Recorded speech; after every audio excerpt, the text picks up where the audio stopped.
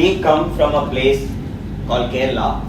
So this is a map of India where I've plotted the HDI. HDI is a composite measure of health, education and income.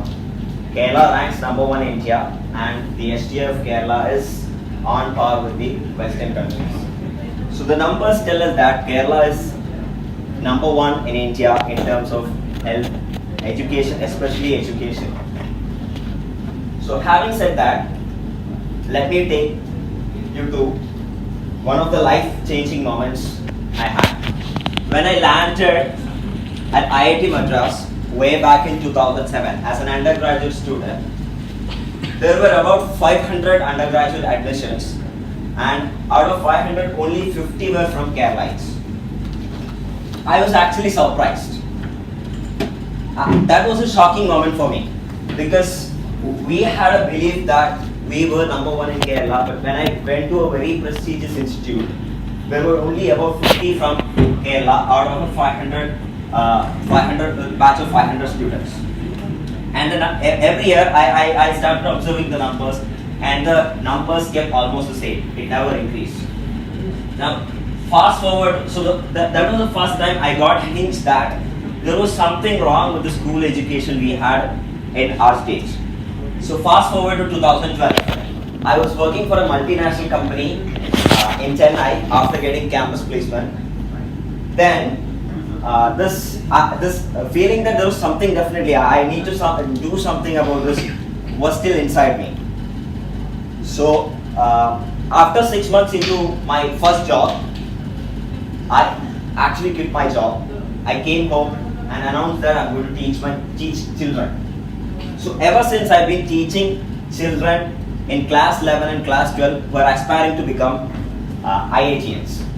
Once I got into teaching, I realized many things. I realized that things are not as easy as I thought it was. I realized many things the hard way.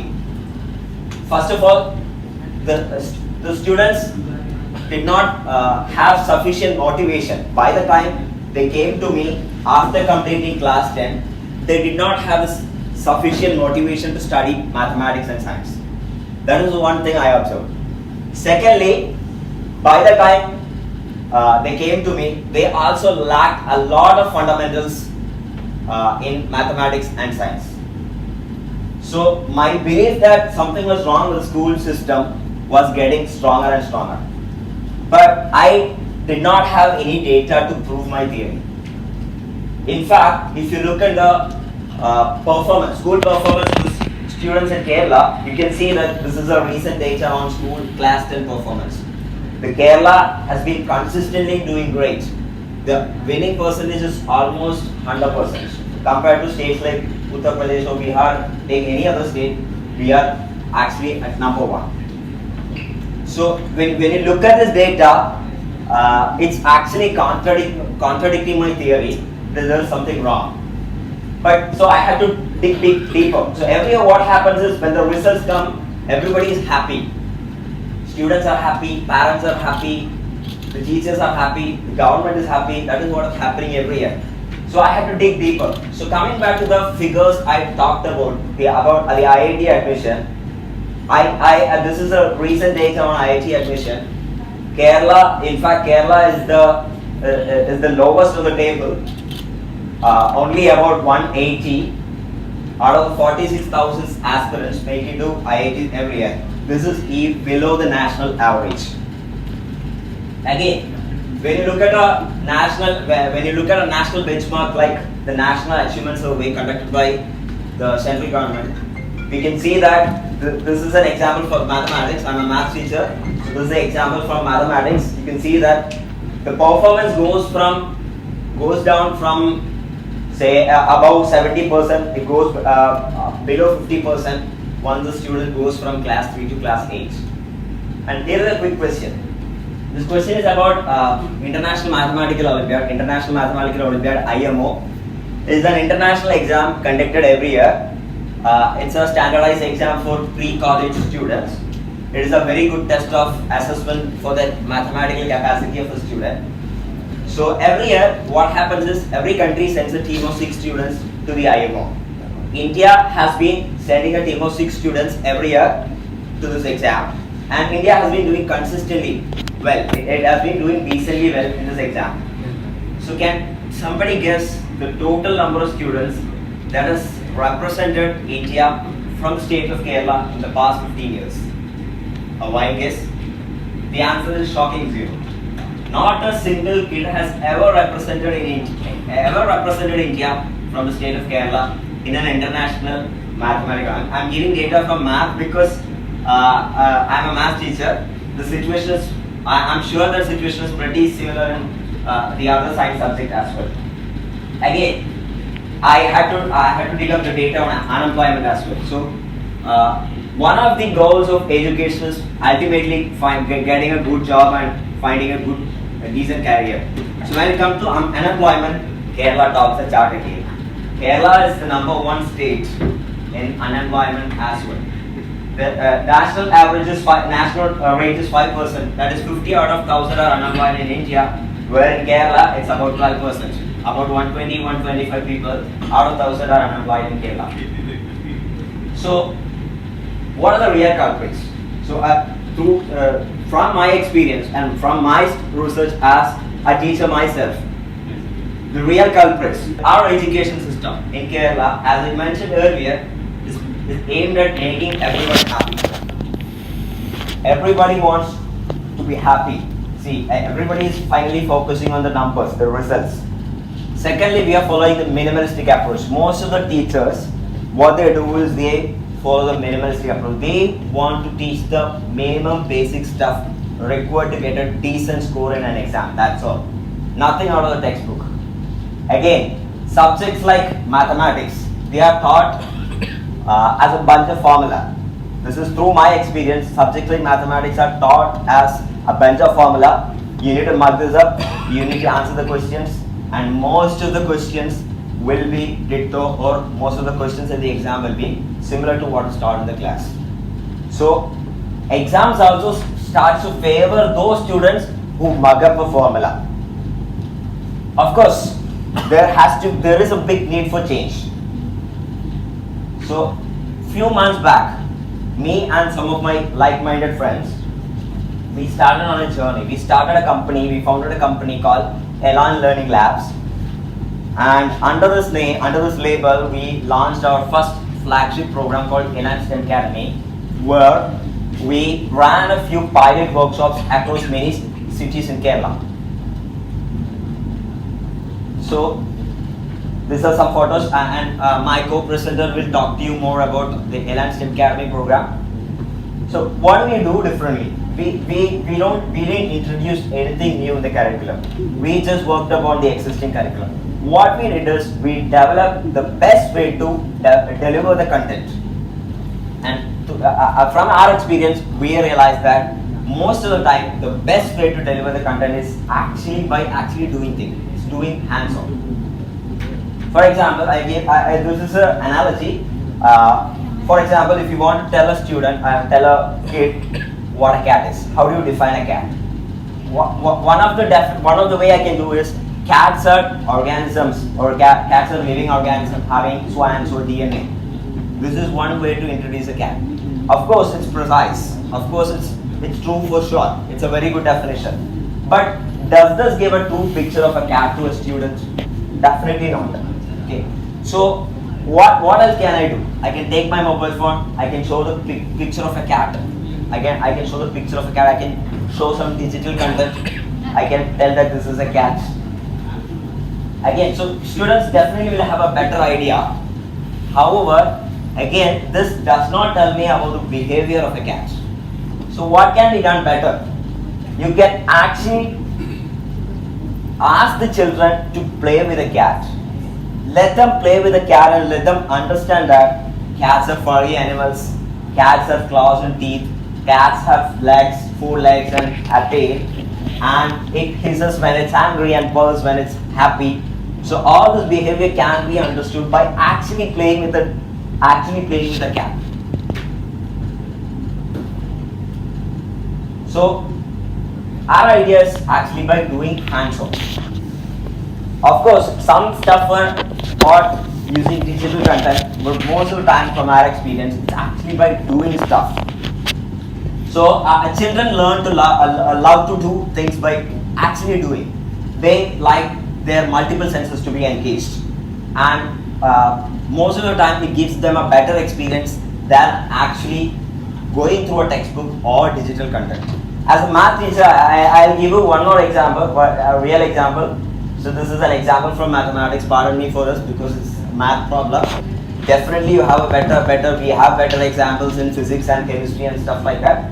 I seriously don't have time for this.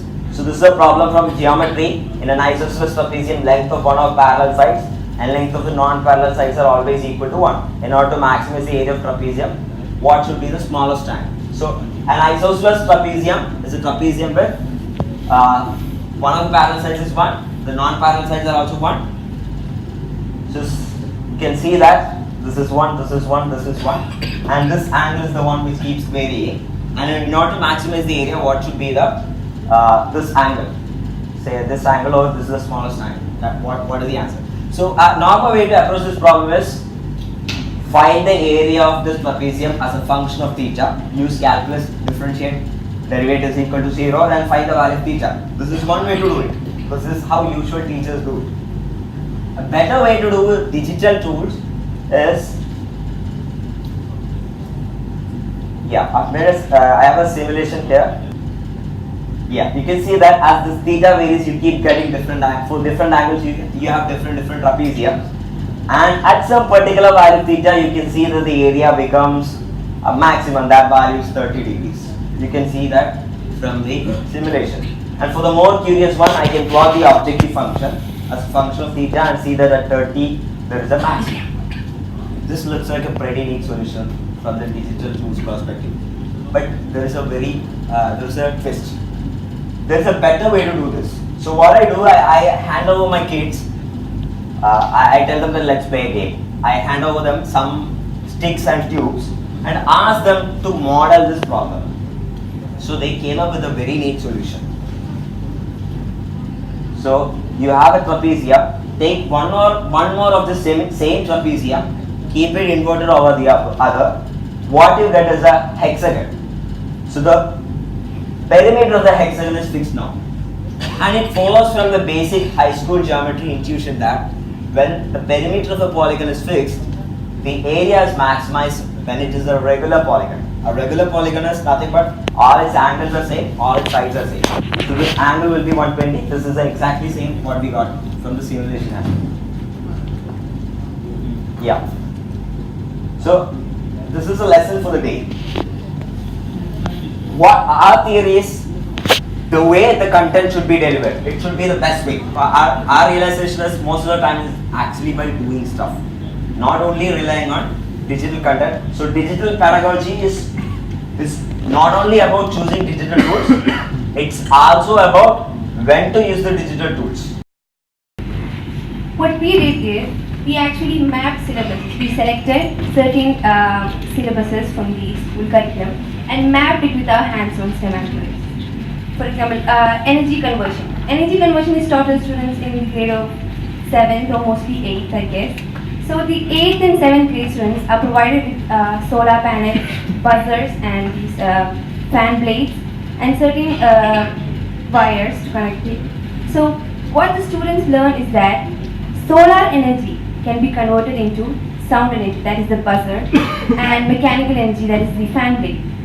So after mapping a curriculum, we experimented, we conducted certain experimental workshops in certain cities across Kerala, like in Calicut, Thrissur, and etc. So what we give students is an environment of free space to think freely, to do hands-on science activities with their own ideas, like bringing out their own ideas. Yeah, this is one of the video of a group of students made a rocket with their own hands and experiencing it. So these students really get excited about, they watch in TVs big rockets being launched, and they are making their own rockets. So we let them experience such an environment. And also, our main motto is to enhance the students' self-organized learning. I hope you all have heard the TED talk of Mitra. In that he said about self-organized learning. He says that a student can teach himself the thoughts, that what he's taught in school, he can teach himself. He does not actually need a teacher to teach him. And also, teamwork and collaborating. Our motto is not only to promote analytical and logical thinking in the students, we are actually also aiming to promote being social, bringing the students from introvertism to extrovertism. I mean, breaking up the shackles and trying to interact with each other. And the next thing is, and we give them ill-defined tasks. I mean, you all know what well-defined and ill-defined tasks is. Well-defined task is all about giving students the objective and also the instructions to reach the objective. But ill-defined task is all about just giving the objective, just that and the equipment required, and they will do the work. They will think about it, and that always enhances their self-learning.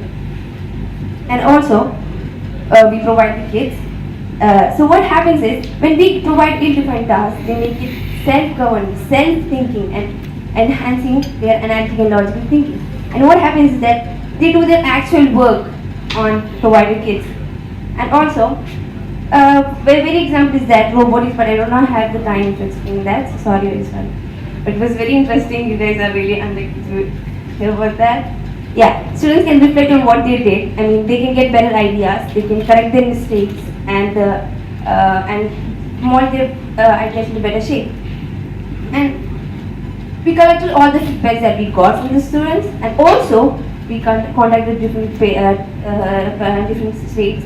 We contacted teachers, the students, the parents, and we concluded ourselves into a data. We collected the data and made a result out of it. And what we understood that 84% of the students that participated, I mean 400 almost students were there, and 84 of them could actually explain what they learned to the others. That means they had a deepened conceptual understanding and enhanced their decision-making skills. That is, being mature to the attitudes that they'll have to face in their lives. And also, bringing their own diverse language of solutions. I mean, they can bring, different students have different potentials, so they'll have diverse solutions.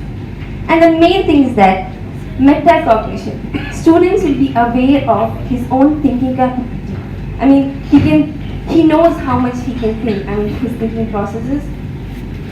And peer collaboration. Just like I said, they break the shackles from the introvertism and from the safe zone and come out to the outer world. And we understood that our experiment. What we did was, the school system was not really actually, they find it difficult to find an adjustment data to the school system, because we needed to actually, introduce this system to the school systems, but it was actually very difficult because it was actually shackling their traditional school systems. So what we did was, we brought Elastic Academy. Thank you, and that's it. Any questions? We have our chairman and CEO here.